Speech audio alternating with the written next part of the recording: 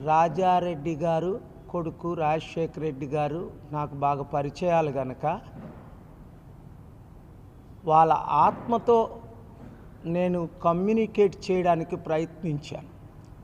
అంటే రాజారెడ్డి గారు, రాజశేఖర రెడ్డి గారు ఈరోజు బ్రతికుంటే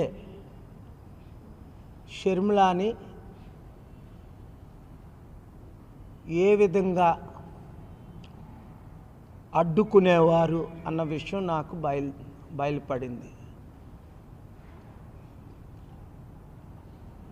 రాజకీయాలు అంటేనే అతి దరిద్రం, మోస్ట్ కరప్షన్.